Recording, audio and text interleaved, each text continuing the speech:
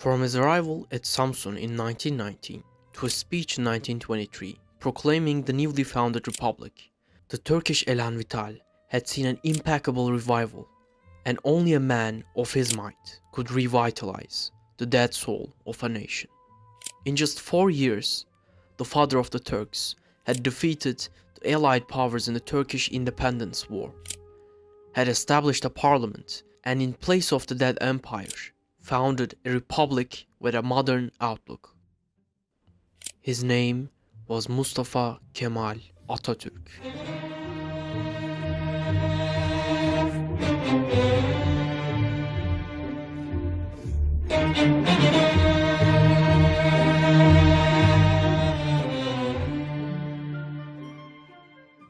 When the Ottoman Empire, the sick man of Europe, had succumbed to its victorious enemies in the Great War, its capital had been swarmed by foreign enemies, and the population was preoccupied with the devastation that they were in.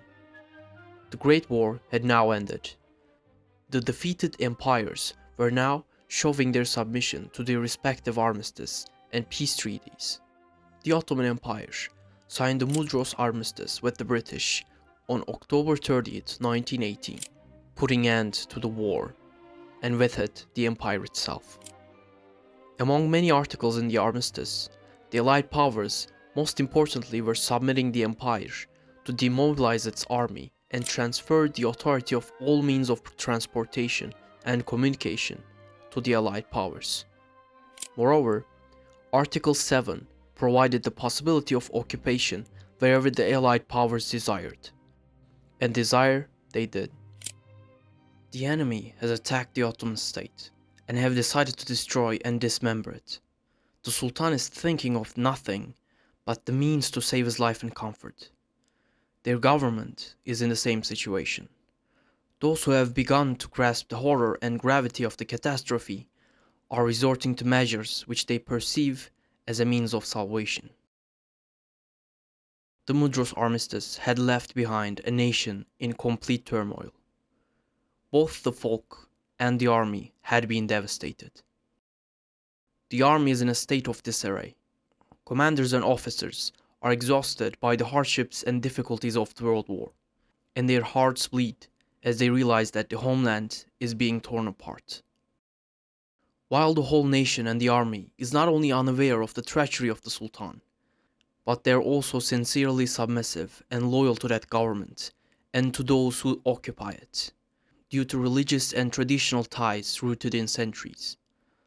While the nation and the army are thinking of a way of salvation on the one hand, they're also thinking of the salvation of the supreme caliphate and the sultanate before themselves. The army is incapable of grasping the means of salvation without the caliph and sultan. The Ottoman army, especially in their increasing involvement in the politics for the last decade, had surely shaped the fate of the empire. But this time, it seemed unlikely. In his memoir, The Speech, which he had written around 8 years after the beginning of the War of Independence, Mustafa Kemal Atatürk pointed out 3 groups as a means of way out. Those who wish for a British protectorate, those who wish for an American mandate, and lastly, those who wish for regional means of salvation. For the first two, there were already societies in Istanbul, such as the Society of English Sympathizers. But having been abandoned by the empire, the Turkish folk in Anatolia had to resort to their own means, regional attempts at salvation. Mustafa Kemal had detailed many of these societies that had been established in Edirne, in Erzurum, in Elazığ, in Trabzon, and more. Just a few days before Mustafa Kemal's arrival at Samsun, the Greeks had begun annexing parts of Izmir, which had prompted the creation of Reddil Hak, or the refusal of annexation, operating in and around Izmir. But all these uncoordinated attempts needed to be combined into one, for the nation which has been left without a leader was waiting in darkness and uncertainty for what will happen. But Mustafa Kemal had foreseen a different path for the Turkish nation, believing that the Ottoman Empire had completed its lifespan. There was only one decision to be made in the face of this situation, and that was to establish a new Turkish state based on national sovereignty, which is unconditionally independent. This was a decision we had thought of before we left Istanbul, and the decision we began to implement as soon as we set foot on Anatolian soil in Samsun. Mustafa Kemal had based all his rhetorics and actions in Turkish nationalism, which went hand in hand with the search of independence, away from all foreign intervention. He said the following in his speech: "The fundamental principle is for the Turkish nation to live as a dignified and honorable one, which can only be achieved through complete independence. A nation without independence, no matter how rich and prosperous it may be, cannot be worthy of anything higher than the status of a servant before the civilized world of humanity. Then it is either independence or death. This will be the motto of those who want true liberation." With such ideas in his mind, Mustafa Kemal went on to Samsun on the 19th of May 1919, just a few days after the Greek invasion of Izmir. The army has been stripped of its weapons and ammunition. The Entente powers see no need to abide by the terms of the armistice. Under one pretext or another, the Allied navies and troops are in Istanbul. The province of Adana is occupied by the French, Urfa, Maraş, and Antep by the British.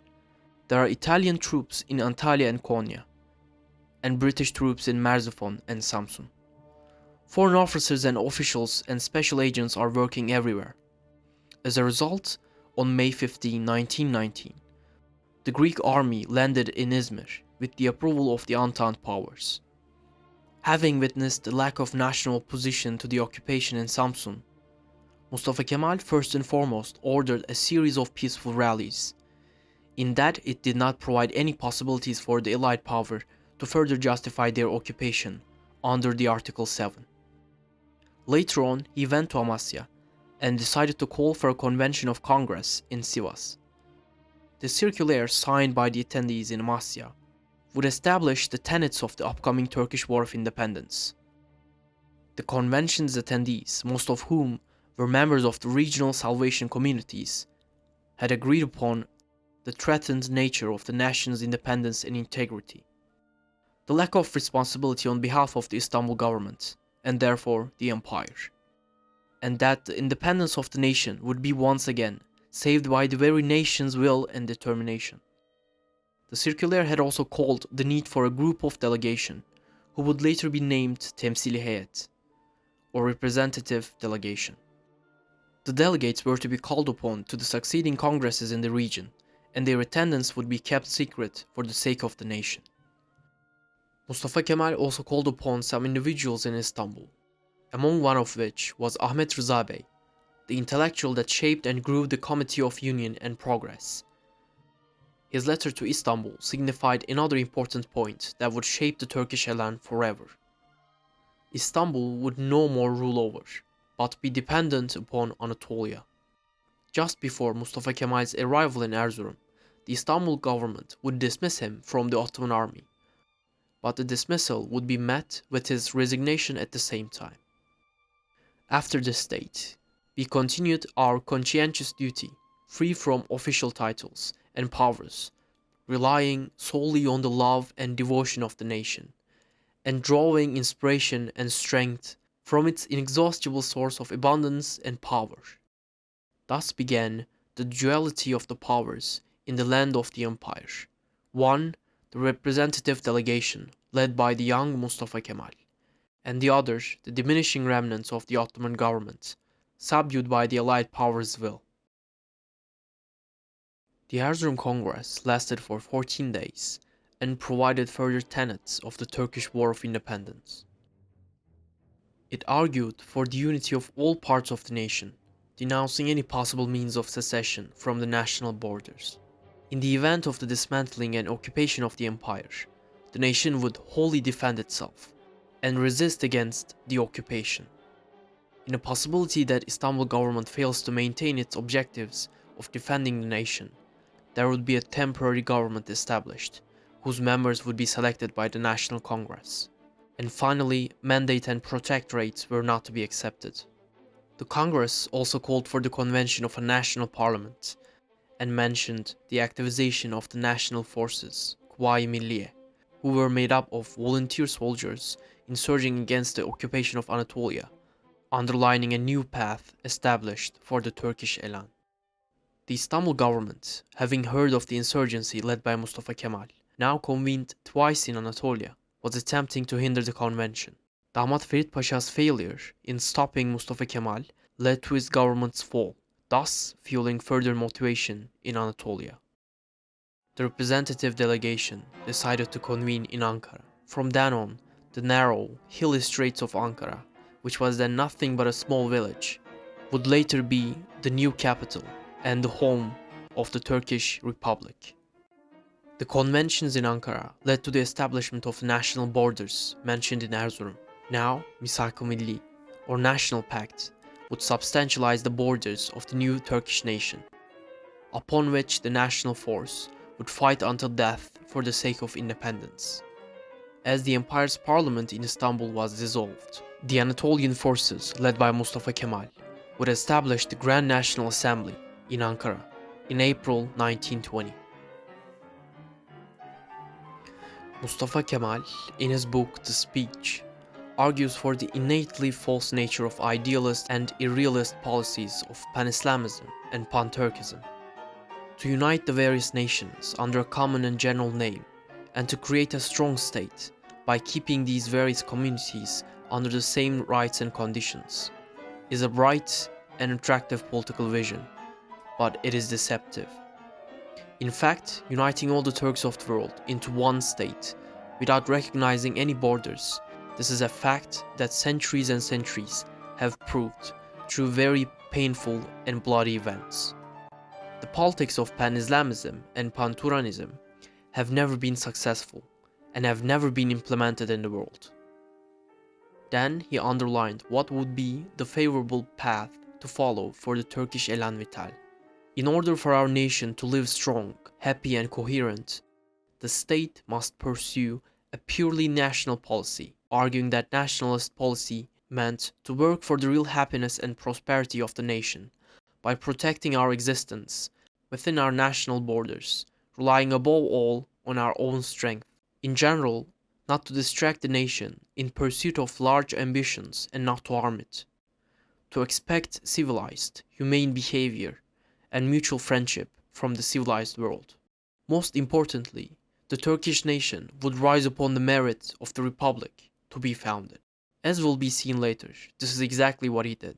His ambition to thrive and reconstruct his newly established republic beginning from 1923 underlines the very principle of Kemalism, to exist in peace, both at home and in the world. Atatürk's modern military education had opened the doors of Western influence to him. He would constantly read and learn history, politics, geography, philosophy, and more. He could easily converse in French. His command over Turkish was superb, as can be seen in his addresses to the nation, both during the War of Independence and in the Grand National Assembly. He was influenced by positivism and rationalism through the readings of Enlightenment thinkers. Several Turkish figures had an immense effect on him as well, and his understanding of Turkish nationalism, such as the likes of Ziya Gökalp and Namık Kemal. But most importantly, Mustafa Kemal's influences of the French Revolution, its spread of nationalism. All the years he spent reading Age of Enlightenment, the greatest minds and events of human history, had led Mustafa Kemal to pursue a realist and nationalist policy based on reason. The political vision that we consider clear and viable is national politics. In the face of the present general conditions of the world, and the realities that centuries have established in minds and characters, there can be no greater mistake than to be delusional. This is what history says. This is what science, reason, and logic say. Following the armistice of Mudros, the Sultan in Istanbul had sent a delegate to France to sign the Sèvres Peace Treaty in August 1920. The Sèvres indicated the empire's end and total loss of control over its borders. The victorious Allied powers were easily carving up Anatolia as they seemed fit. The Eastern question was seemingly finding a satisfying answer. The French assumed parts of southern Anatolia and Levant, Armenia due to the discovery of oil in the region. Italy would occupy the islands on the west and the western Anatolia. Constantinople and therefore the Straits were already out of the empire's control. The British had occupied vast territories in the Middle East, later providing itself a huge economic advantage. But Mustafa Kemal and the Grand National Assembly did not recognize this treaty. They had a different idea. The national forces of the Turkish nation, led by Mustafa Kemal and the Grand National Assembly, would fight, empowered by its own will and determination against the occupying powers, to achieve full independence from any foreign intervention or mandate based on the doctrine of Turkish nationalism. Because for Mustafa Kemal, it was either independence or death. Thus began the War of Independence.